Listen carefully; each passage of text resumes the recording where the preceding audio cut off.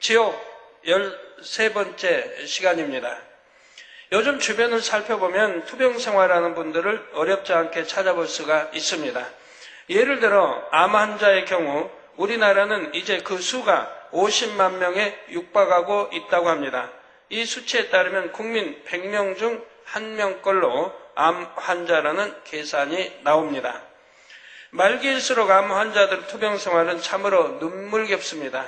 수술이 가능한 경우 우선 암 덩어리를 제거하는 수술을 하는데 이때 암세포가 퍼진 장기나 조직을 도려냅니다. 문제가 생기거나 재발하면 또 수술합니다. 수십 번 넘게 수술하는 사람도 있다고 합니다. 우리게 성도님 가운데 부친도 타게 다닌다고 하는데 암 수술을 12번을 받아야 된다고 합니다. 또 암 수술을 받아도 또 재발하기도 하고 또 오히려 전이 되기도 하는 일도 많이 봅니다. 여기서 끝이 아닙니다. 암주사, 방사선 치료 등 항암 치료를 받습니다. 이때 많은 부작용이 따르는데 뱃속에 장기가 튀어나올 것 같은 구토 증세, 온몸을 쥐어짜는 듯한 통증에 시달립니다. 저도 개척해서 얼마 안 돼서 어린아이가 암으로 부산에서 금요철야하고 있는데 1시경에 도착을 했어요. 금요철하는데 그래가지고 굉장히 이제 통증에 고통받고 이게 누워 있는데 한 여자아이였습니다. 근데 이제 기도를 받고 이제 치료가 됐는데요. 배가 얼마나 부른지 수술을 병원에서 했는데 배를 갈랐어요. 근데 속이 정말 암덩어리여가지고 수술을 하지 못하고 그냥 꼬매놨어요. 철사로만 꼬매놨어요. 이게 다 보일 정도로 배가. 그런 아이였는데 하루에 몰핀 주사를 몇 번씩 맞아야 되고 통증 때문에. 근데 그것도 기도받고 이제 치료가 돼서 그때 이제 참 하나님께 영광 돌린 적이 있습니다. 암 환자가 얼마나 고통받는지 또 암 환자들 보면은 머리칼들이 막 빠지지 않습니까? 근데 우리 성도님들은 그런 거를 보지 못하니까 참 그러지만 이방인에 나가 보면 그런 일들을 많이 보게 되지요. 앙상한 나뭇가지처럼 온몸이 비쩍 마르고 머리카락이 뭉텅 빠지기도 합니다. 의학적 치료가 불가능해서 더 이상 손을 쓸 수조차 없는 중증 환자들은 진통제를 맞으며 죽음의 순간을 기다립니다. 암뿐만이 아니라 이 세상에는 참으로 무서운 병이 많습니다. 여러분이 잘 아시는 당뇨병의 경우 중증 환자들은 머리끝부터 발끝까지 온몸이 합병증으로 성한 곳이 없습니다.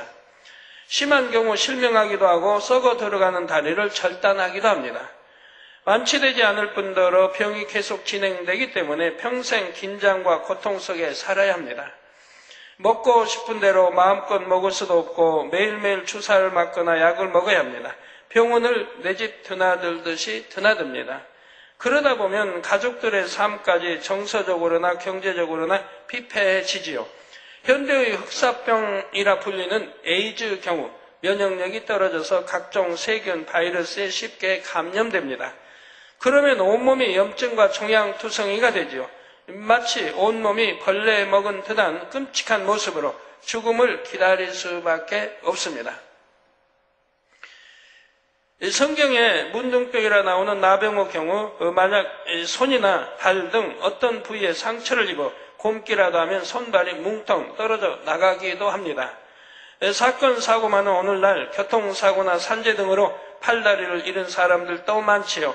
심한 화상으로 전신이 일그러지는 경우도 있고요. 또 화상의 고통은 얼마나 참 끔찍합니까? 이런 질병이나 사고로 어떤 사람들은 하루하루 통증으로 인해 제대로 먹을 수도 없고 잠을 잘 수도 없습니다.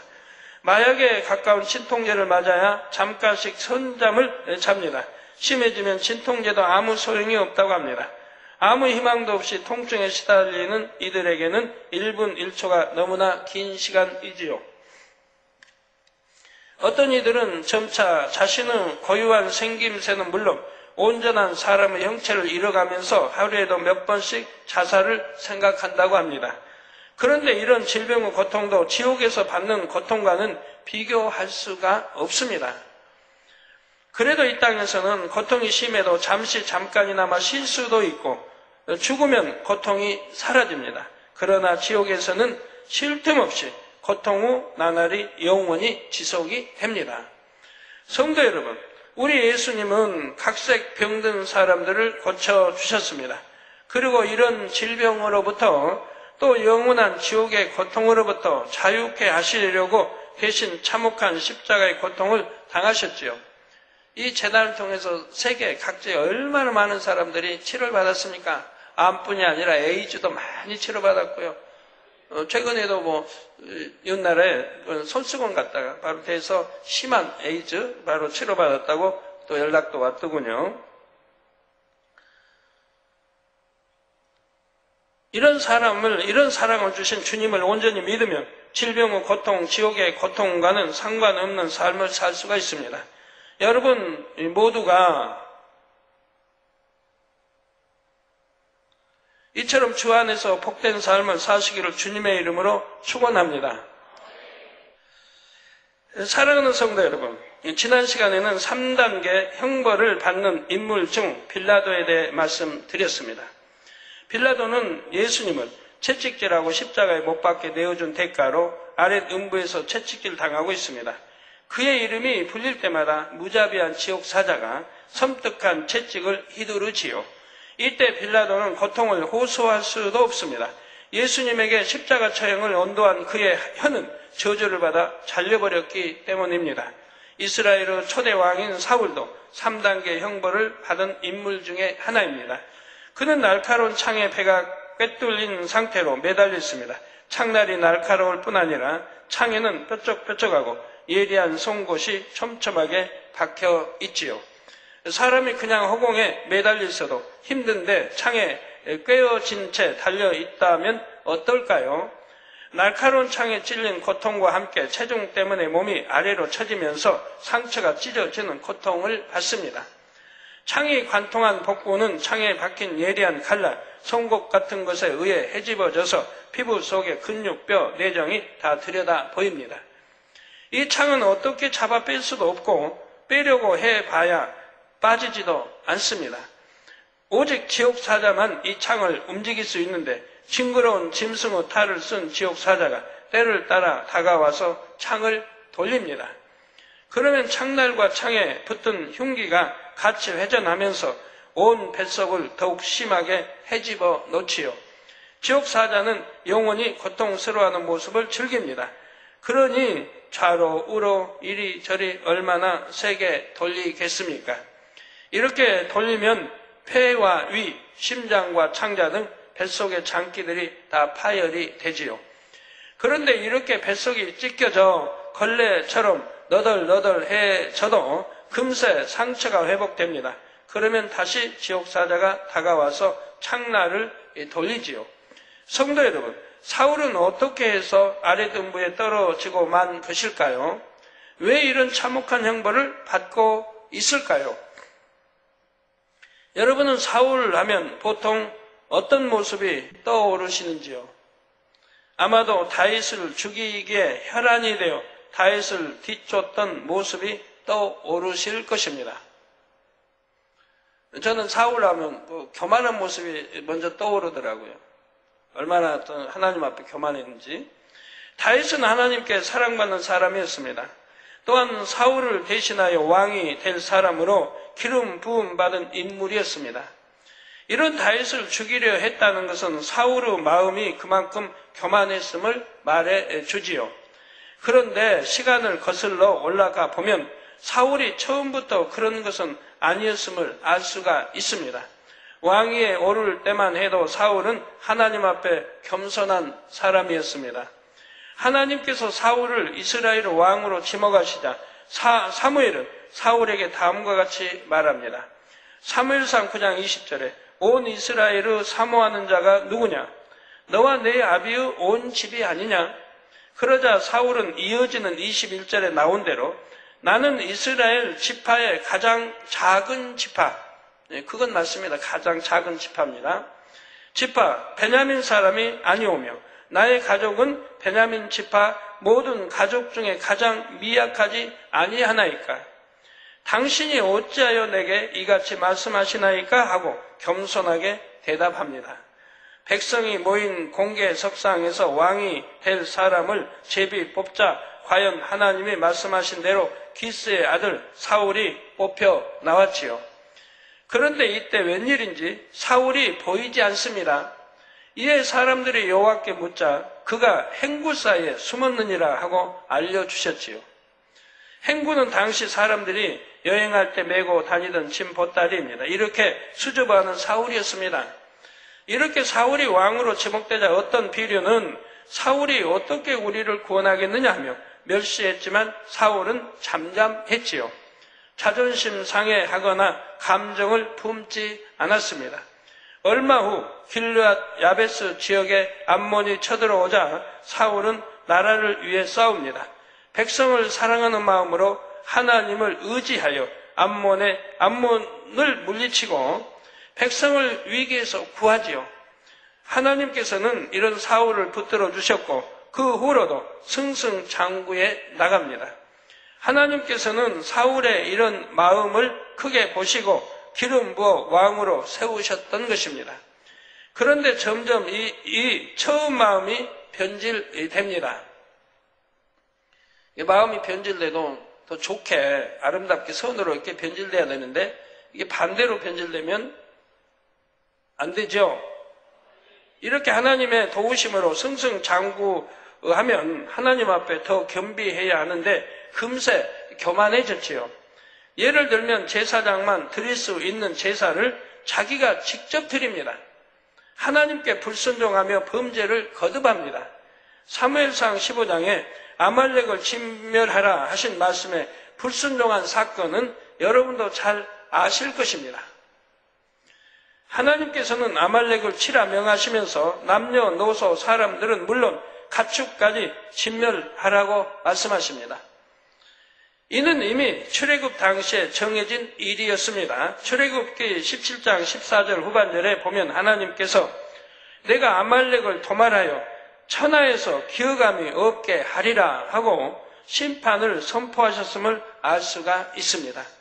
즉 아말렉은 이미 멸망받을 수밖에 없을 만큼 하나님 앞에 많은 죄를 쌓았던 것입니다. 이런 아말렉을 그대로 남겨둔다면 이스라엘이 우상 숭배 같은 이방 풍속에 물들 위험이 있습니다.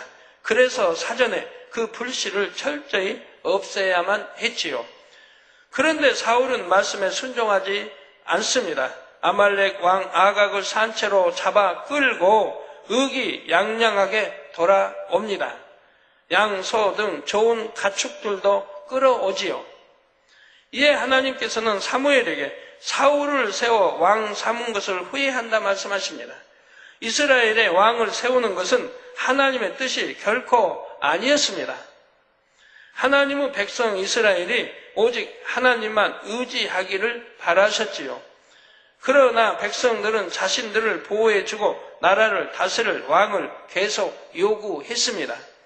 이런 백성들의 간청 때문에 하나님께서는 그래도 백성 중에 가장 준수한 사울을 왕으로 세워주셨습니다. 여러분이 의문이 날 수도 있겠어요. 왜 꼭 사울을 세웠을까? 그러나 하나님은 현재를 보십니다. 그 당시에는 가장 그래도 합당한 인물이었다 이 말입니다. 그러나 하나님이 원하셔서 왕을 세운 것은 아니요, 백성들이 원한 것이라 이 말입니다. 저는 그런 일을 참 많이 겪어봐요. 하나님 명하시고 하나님 뜻이라면 그냥 형통한데 사람의 생각에 의해서 일들이 진행되는 것들이 자주 있습니다. 그런 거는 불통이 많이 있는 걸 보게 돼요. 주의 일꾼들이 이제 연단보다도 그런 걸 많이 체험해서 이제 알아요. 이건 사람의 생각을 우리가 이렇게 했더니 이렇게 불통했다 하고 알게 됩니다. 또 이런 사울이 하나님을 쫓지 않고 명을 따르지 않으니 마음이 아프셨지요. 이런 하나님의 마음을 잘 알기에 사무엘은 근심하여 온 밤을 여호와께 부르짖습니다. 그리고 사울에게 나아가 안타깝게 말합니다. 사무엘상 15장 17절에 사무엘이 가로되 왕이 스스로 작게 여길 그때 이스라엘 지파의 머리가 되지 아니하셨나이까 하며 처음 왕이 될 때 사울의 마음을 상기시키려 하지요. 그리고 사울이 무엇을 잘못했는지 하나님의 뜻이 무엇인지 조목조목 설명해 줍니다. 여러분 이 말씀 들으시면서요. 사울은 왜 그렇게 했을까? 라고 하지 마시고 나도 왜 사울처럼 그렇게 행동할까? 를 좀 생각해 보세요. 자기를 좀 발견할 수 있기를 바라요. 나는 말씀대로 기도도 하고 열심히 사는데요. 하지 마시고 사울처럼 나도 하지 않는가를 깨우쳐 보시기 바라요. 하나님 말씀이 동으로 가라 하는데 서로 가면 하나님을 무시하는 겁니다. 불순종하고 무시하는 거예요. 하나님 말씀을 짓밟는 거예요. 순종하지 않을 때. 그래서 얼마나 많이 하나님이 경고도 하시고 늘 단에서 선포하십니까? 말씀대로 살아라. 빛 가운데 살아라. 사망에 이르는 육체를 하지 말라. 해도 여전히 하는 사람은 사울보다 더 하는 거죠. 사무엘상 15장 22절에서 23절에 사무엘이 가로되 여호와께서 번제와 다른 제사를 그 목소리 순종하는 것을 좋아하심같이 좋아하시겠나이까? 순종이 제사보다 낫고 듣는 것이 수양의 기름보다 나으니 이는 거역하는 것은 사수로 죄와 같고 완고한 것은 사신 우상에게 절하는 죄와 같음이라. 내가 완고하다. 완고하기 때문에 순종하지 않는 거예요. 말씀대로 살지 않고 더 자기 생각에 맞춰 살려고 하고 자기 생각과 의가 옳은 줄 알고. 그러면 이렇게 완고한 것은 사신 우상에게 절하는 죄와 같다 이 말입니다. 또 거역하는 것은 사수로 죄와 같다 이 말입니다. 왕이 여호와의 말씀을 버렸으므로 여호와께서도 왕을 버려 왕이 되지 못하게 하셨나이다. 즉 하나님이 먼저 버리신 법은 없어요. 사람 편에서 버린 거죠. 그래서 왕이 여호와의 말씀을 버렸다. 여호와의 말씀을 버렸다는 뭐예요? 하나님을 버렸다는 건 똑같아요. 왜? 말씀은 곧 하나님이기 때문에 하나님 말씀을 순종하지 않으면 하나님 말씀에 순종하지 않으면 곧 하나님께 순종하지 않은 것과 동일한 것이고 말씀을 버렸다. 지키지 않고 순종하지 않으면 버렸다. 즉 하나님을 버렸다는 것과 똑같은 거예요. 말씀은 하나님입니다. 그러자 사울은 회개하는 듯 했습니다. 내가 범죄하였나이다 하고 시인했지요. 그런데 이어지는 말을 보니 그게 아니었습니다. 사무엘상 15장 24절 후반절에 내가 여호와의 명령과 당신의 말씀을 어긴 것은 내가 백성을 두려워하여 그 말을 청종하였음이니이다 하고 자신의 과실을 백성 탓으로 돌립니다. 언제 백성이 그렇게 하라고 시켰습니까? 그렇게 해도 왕이 하나님 말씀에 순종한다면 는 하나님 말씀이 다 죽이라고 했으니까 죽여야 된다 했으면 될 걸 가지고 이제 오히려 백성의 탓으로 돌리고 있다 이 말입니다. 교만에다가 얼마나 비겁하고 거짓말하며 다 포함되어 있죠. 한술 더 떠서 사무엘에게 이런 요구까지 합니다. 사무엘상 15장 30절에 내가 범죄하였을지라도 청하옵나니 내 백성의 장로들의 앞과 이스라엘의 앞에서 나를 높이사 나와 함께 돌아가서 나로 당신의 하나님 여호와께 경배하게 하소서 했지요. 자신이 잘못한 것은 인정하지만 그래도 백성 앞에서 왕으로서 체면을 차리게 해달라는 것입니다. 사무엘은 이런 사울의 모습을 볼 때마다 너무나 안타깝고 슬펐습니다. 이 사건 이후로 죽을 때까지 사무엘은 다시 사울을 보지 않지요. 사무엘의 권면을 누차 듣지 않는 사울은 결국 버림받고 말았습니다. 성도 여러분, 만약 어떤 과실이 있어서 누군가에게 권면이나 지적을 받는다면 어떻게 반응해야 하겠습니까? 곧바로 자신의 잘못을 인정해야 합니다. 변명하며 과실을 숨기려 해서는 안 되지요. 속히 돌이켜 회개에 합당한 열매를 맺어야 합니다. 그래야 하나님께서도 용서해 주실 수 있고 돌이켜 생명의 길로 갈 수가 있지요. 사울이 죄를 지적받았을 때 그때라도 회개하고 돌이켰다면 사울의 운명은 바뀌었을 것입니다. 그러나 사울은 변명하고 나무 탓만 했습니다. 하나님 앞에 겸비해야 하지만 여전히 명예에 눈멀어 왕으로서 백성에게 높임 받으려고만 했지요. 자신이 잘나서 왕이 된 것이 아니라 하나님께서 왕으로 세워주셨다는 사실을 망각한 것입니다. 사울은 점점 더 명예, 권세를 지키기에 급급하여 눈이 어두워져 갔습니다. 이제는 하나님께 기름 부음 받은 다윗을 대적하기에 이릅니다. 사울은 다윗이 블레셋에서 거대한 장수 골리앗을 물리치고 더 보내는 곳마다 지혜롭게 행하자 그의 자질을 인정하고 군대의 머리로 세웁니다. 그런데 어느 날 여인들이 사울을 죽인 자는 천천히요 다윗은 만만이로다 하고 노래합니다. 이때부터 사울의 심기가 불편해집니다. 왕자를 위협하는 자라 하며 다윗을 주목하지요.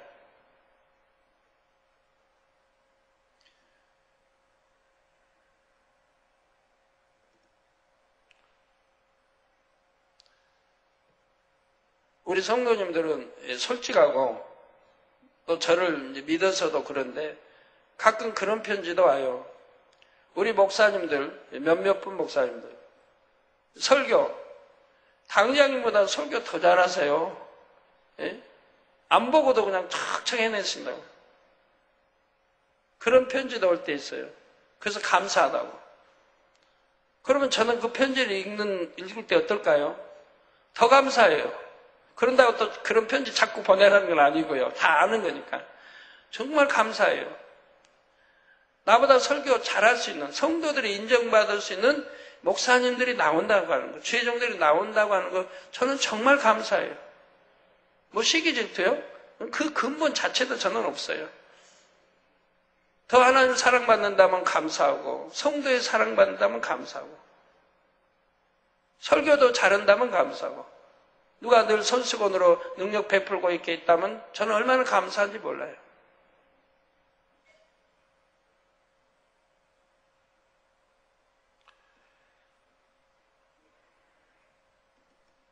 점점 우리 성도도 사랑받아서 이렇게 높아지면 제가 시기 질투할까요?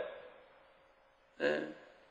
사랑받고 높아지면 그는 점점 더 성결로 들어가고 더 영으로 온영으로 들어가고 있다는 증거이기 때문에 너무 감사하죠. 그래서 우리 죄종이든 일꾼이든 장로든 성도들이 온영으로 들어오기를 학수고대 제가 기다리고 있는데요. 많이 나올수록 좋고 사랑받느니 능력받느니 권능 행할 수 있는 이들이 많이 나오면 나올수록 좋습니다.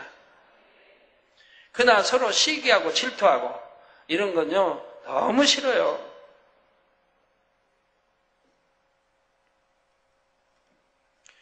그러나 다윗에게는 어떤 욕심도 없었습니다. 오직 나라와 백성을 위해 충성할 뿐이었지요. 이런 다윗의 활약으로 이스라엘은 나라적인 큰 위기를 여러 차례 모면했습니다. 다윗은 나라와 백성 그리고 사울 왕을 위해 생명도 바칠 수 있는 마음이었지요. 사울은 한 나라의 왕으로서 이런 다윗에게 고마워해야 마땅합니다. 그런데도 자신의 탐욕과 시기심 때문에 오히려 다윗을 일평생 원수로 여기며 죽이려고 했습니다. 심지어 다윗을 도와주었다는 이유로 높당에 거하는 하나님의 제사장들을 85명이나 살해하고 성읍을 진멸하다시피 합니다. 오늘날 하나님의 종들을 이렇게 85명이나 죽여버렸다 이 말이에요. 그냥 얼마나 이전에 겸손했던 자가 이제는 이렇게 교만해져 버렸습니까? 그리고 하나님의 종들에게 살해하니 이건 하나님을 아주 크게 대적하는 일이지요. 이는 하나님을 정면으로 대적하는 것이나 다름없지요. 이렇게 하나님의 사람을 대적하는 것은 하나님을 대적하는 것입니다. 하나님께서는 이를 결코 용납하지 않으십니다. 반드시 계수하시지요. 그런데 하나님께서는 왜 사울이 계속 불순종하고 악을 행하는데도 사울을 당장 멸하지 않으셨을까요? 이는 사울의 핍박을 통해 다윗이 연단받아 정금같이 나올 것을 아셨기에 참고 기다리신 것이었습니다. 즉, 양 키우는 사람들 양 사이에 염소를 두는 것과 같은 것입니다. 염소는 뿔이 있고 양은 뿔이 없는데, 이게 염소가 뿔로 또 힘도 세고 양들을 들이받고 막 하면, 양은 참 귀찮을 일 아니에요? 두렵기도 하고 굉장히 귀찮죠. 양은 너무 순한데, 염소가 그냥 들이받고 다니면 얼마나 힘들고 귀찮은 일이에요. 그래도 목동은 그걸 둔다 이 말입니다. 왜? 양들을 오히려 양들의 유익이 되니까 두는 거예요.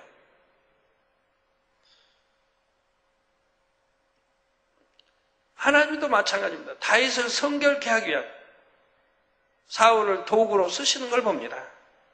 그렇기도 하지만 또 동시에 인내하시며 사울에게 회개할 기회를 주신 것이지요.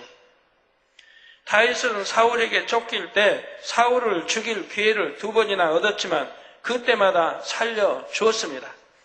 다윗이 이렇게 사울을 살려줌으로써 사울을 향한 진심을 보이자 사울은 감동을 받습니다. 이렇게 자신을 선대하는 다윗의 진심을 느끼고는 감동받아 내 아들 다윗아 하고 소리 높여 울기도 했지요. 그러나 그때뿐 사울은 중심에서 돌이키지 않습니다.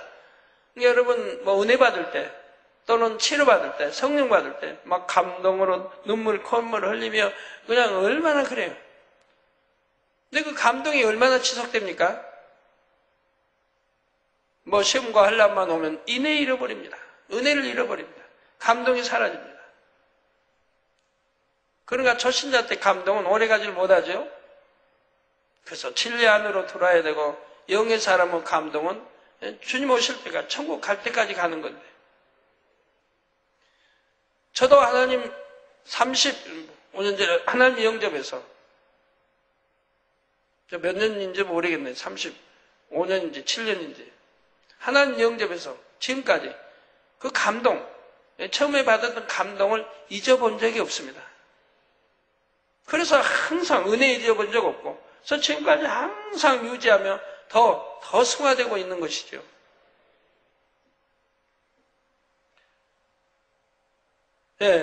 그러나 그때뿐 사울은 중심에서 돌이키지 않았고요. 다윗을 죽이기 위해 또 쫓아다니죠.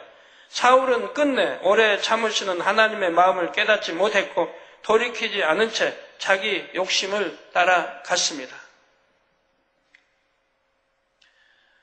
우리 참 은혜 받고 감동을 잊지 않고 은혜 받고 그 은혜를 끝까지 갚는 분을 보았습니다.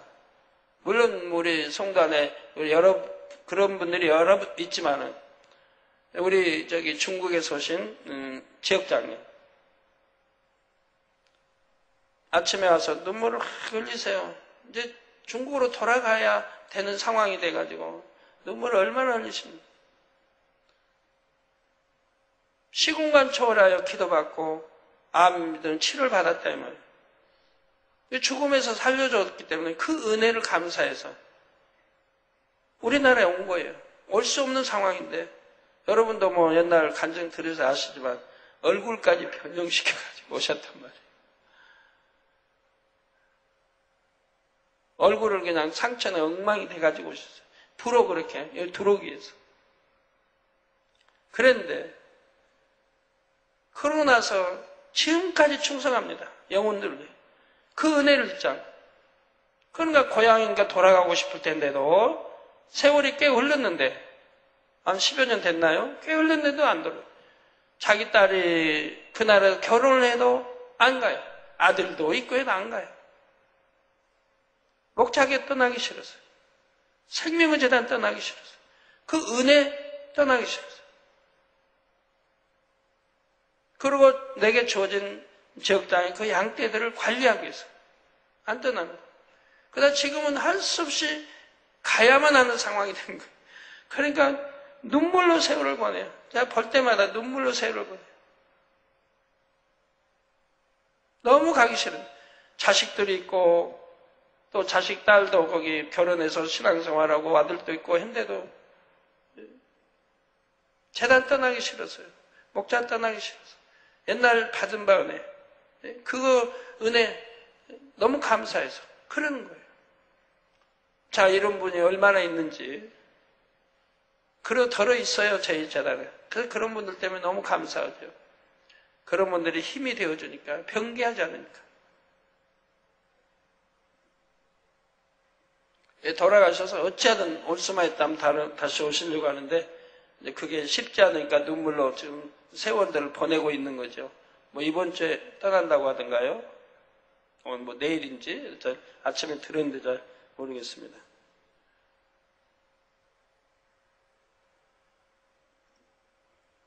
자, 결국 전장에서 전세가 불리해지자 자기 칼을 세우고 그 위에 엎드려 스스로 목숨을 끊는 비참한 최후를 맞았지요.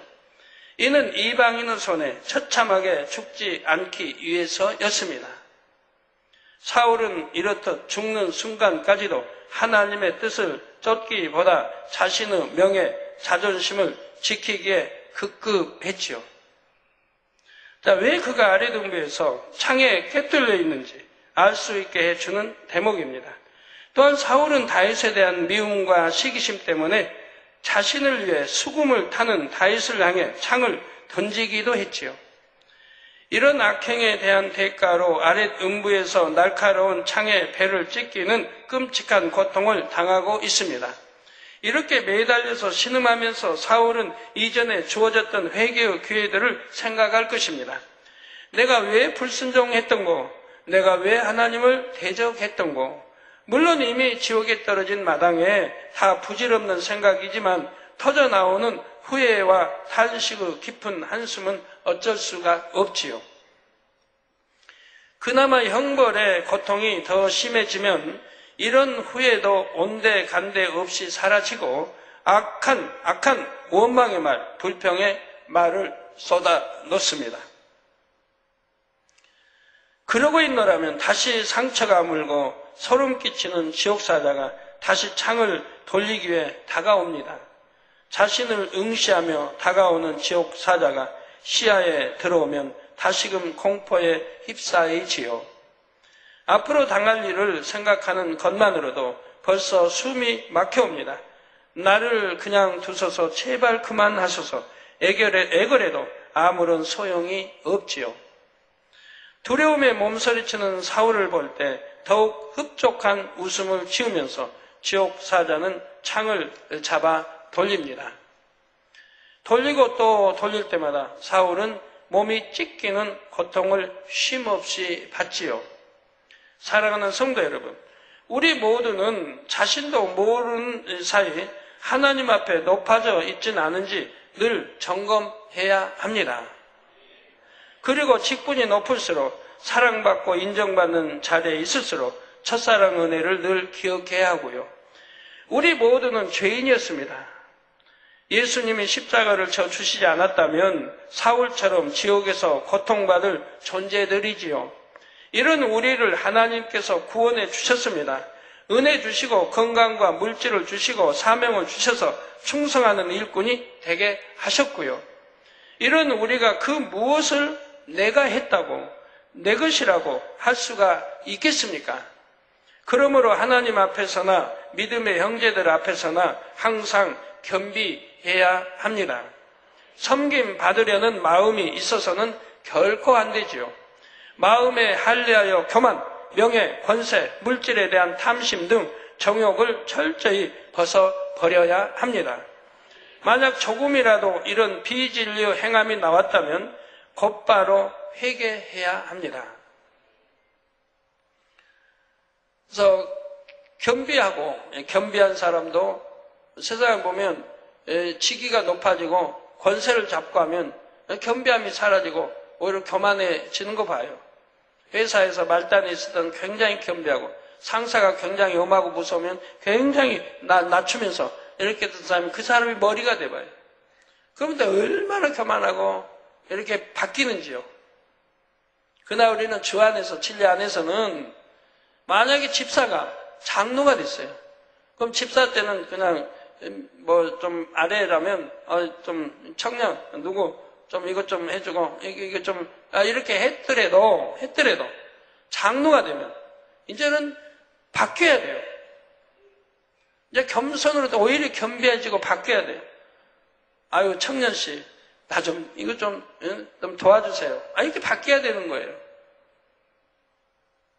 우리 전도사님 때 거기 신학생 때 거기에 그냥 뭐 아무에게나 반말하고 좀 그럴 처지 뭐 이렇게 했더라도 전도사가 되면 또 바뀌어야 되죠. 그리고 이제 주의적 목사가 됐다면 진짜 낮아지고 겸비한 자리로 들어가야죠. 뭐 반말하고 그러지 말고 겸비하게 높여주고 이렇게 바뀌어야 됩니다. 주의적이 됐습니다. 오히려 높아질수록 더 낮아지고 겸비해야 하는 것이라 이 말입니다. 나는 이제 목사가 됐다. 난 장로가 됐다. 라고 어깨에 힘주면 안 되고, 근데 풀없이 축 처지라는 건 아니지만, 어깨에 힘은 주지 마시고, 더 겸비해지시면 오히려 사랑을 받습니다. 존경을 받습니다.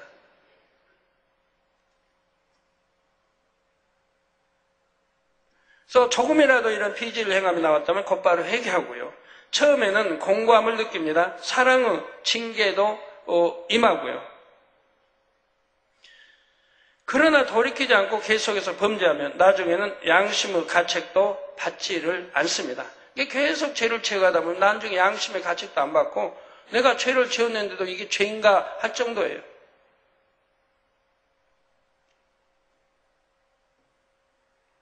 하나님께 사랑받는 종이나 일꾼을 시기하여 모함하고 해방하기도 하고 교회 안에 당을 짓고 분리하기도 합니다. 제가 전에 전도사 때 이제 부흥성에 다니면 교회 목사님들이 제일 부탁이 그거예요. 우리 장로님들 깨트려주세요. 권사님들 깨트려주세요. 단에서 그냥 목사님 설교만 나가면 그냥 끄벅끄벅으로 잠으로 빠진다는 거예요. 또 당 짓는데 뭐 우리 교회는 장로파가 있고 누구 권사파가 있는데 이것 좀 깨트려 달라는 거예요. 목사파 있단 말은 안 하시더라고요. 그냥 장로파.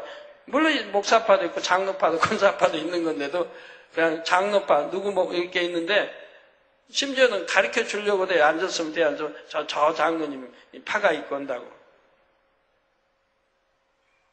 그럼 설교 때 저는 한 번도 지적 안 했어요. 파 뭐 할 필요가 없어요. 누구 파 왜 교회 안에 이런 게 있냐 분쟁이 있냐고 사단회라고 하고 한 적이 없어요. 왜? 이 진리도 십자가도만 설교해도 1시간 한 번만 설교해도 난 거기서 깨어지니까요. 거기서 깨어지니까. 나중에 그런 사람들 찾아와서 아니면 식사 때 같이 먹는 점심 식사 때 회개들 하고 해요. 그 찾아와서 회개들 하고. 전도사 때도 그랬어요. 이 교회마다 다는 아니어도 그렇게 당이 있는 거예요. 서로 당을 짓고 살아요. 근데 우리 교회는 교회 안에서 당 짓는 법은 한 번도 없었는데요. 가끔가다 한 건씩 생겼습니다. 가끔가다 한 건씩 생겨요. 무리를 지어요, 몇 명이. 5명, 10명 무리를 지어요. 그러면 그들이 사단회가 돼서 결국은 교회를 회파하고 떠납니다. 지금까지 쭉 그래왔어요. 널리 어떻게 여러분 미워가지는 못해요.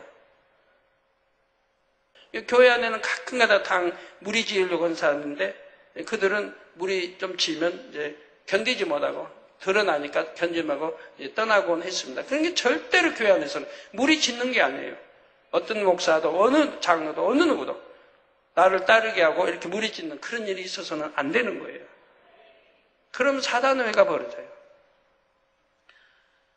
이거 저희는 뭐 당회장파 있어서도 안 되고 오직 누구파? 우리 하나님 주님, 하나님 아버지, 아들, 딸, 또 우리 주님의 우리는 신부. 전부 하나님과 주님과 이렇게 일체를 이루어야 되는 거지 뭐 당회장파, 누구파 해서는 절대 안 된다 이 말이에요.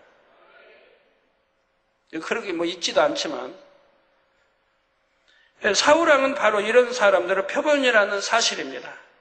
사울의 결말을 교훈 삼아서 결코 이런 길을 걸어서는 안 되죠.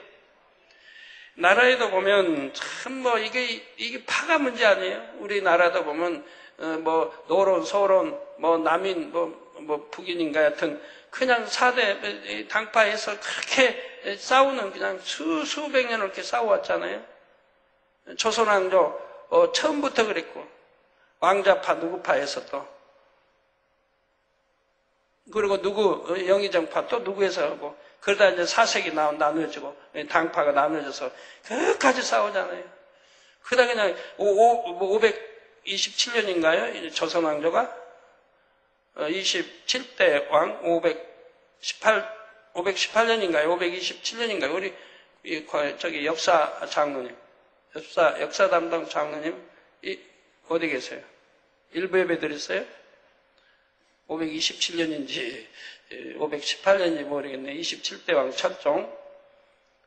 근데 끝까지 끝에 가서는 어떻게 해요? 고종 외때 가서는 어떻게 해요? 이제 시아버지하고 며느리, 시아버지파 며느리파.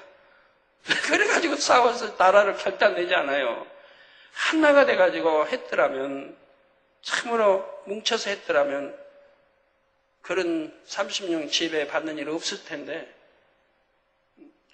시아버지파, 며느리파, 왕은 그 너수아비고 그래가지고 끝까지 물고 뜯고 찢고 싸우는 거 봅니다. 쾌에 서서 며느리가 시아버지 저 중국으로 보내버리고 다시 못 들어오게 하기도 하고 중국에서 이용하기 위해서 다시 한국을 내보내고 별일을 다 벌리잖아요.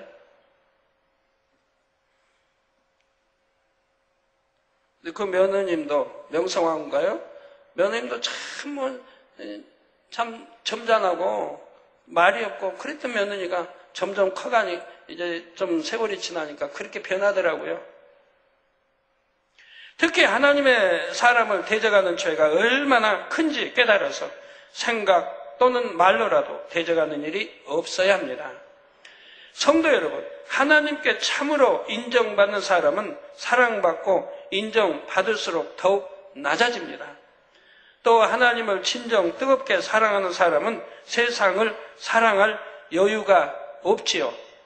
사랑하는 성도님들은 아버지 하나님께서 여러분을 가장 높은 그곳, 곧 새 예루살렘으로 이끄실 때까지 늘 가장 낮은 곳에 처하시기를 주님의 이름으로 축원합니다.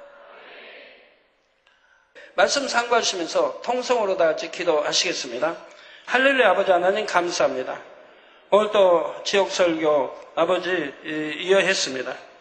꼭 마음이 명심해서 우리가 더 좋은 천국에 다 갈 수 있도록 도와주시기 원합니다. 아버지 13번째 증거했습니다. 지옥의 무서움 3단계, 또 사울 임금이 왜 이 지옥에 이런 무서운 곳에 들어가게 되었는지도 말씀드렸습니다. 아버지 혹여라도 왜 사울은 그랬을까가 아니라 내 자신은 얼마나 하나님 말씀 안에 순종하고 있는가, 또 사망에 이른 죄는 짓지 않고 있는지 아버지 자신을 깨닫게 도와주시기 원합니다. 감사합니다. 꼭 마음에 명심해서 정말 하나님이 원하시는 곳, 좋은 새 예루살렘에 들어갈 수 있는 성도님들이 되게 축복해 주시기를 원합니다. 우리 주 예수 그리스도의 이름으로 기도합니다. 아멘. 여러분 가끔 편지, 회개 편지 보내시면서 그런 분들이 있어요. 너무 두렵습니다. 무섭습니다. 또 지옥 설교도 무섭고 너무 두렵습니다. 왜 회개한다고 하면서 그래요? 근데요, 정말 중심에서 회개하고 돌이키면 두렵지 않습니다. 하나님 두렵지 않습니다. 지옥 두렵지 않습니다. 정말 중심에서 회개했다면 지옥 안 가고 천국 갈 건데 왜 두려운가요? 두려울 이유가 없잖아요. 내가 중심에서 안 돌이켰기 때문에 두려운 거죠.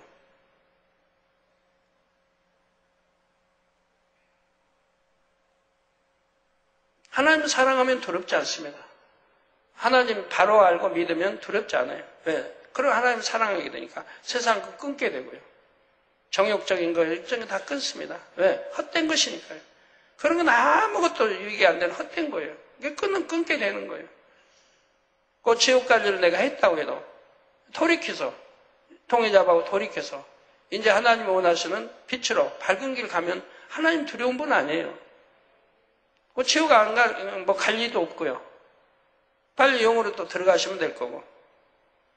여러분 몸에 피부병, 뭐 무좀, 습진, 뭐 피부병들, 하루 병들 오랫동안 참 기도받는다고 받으실 텐데 안 낫는 분들.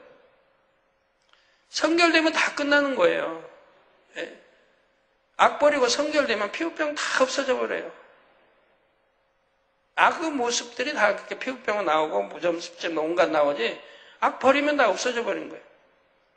욥도 그렇게 악창이 있었는데 속의 악까지 다 버리니까 깨끗해져 버리죠. 속에 악들이 있어서 그렇게 했고 다 이제 다 회개하고 없애버리니까 깨끗해지지 않아요.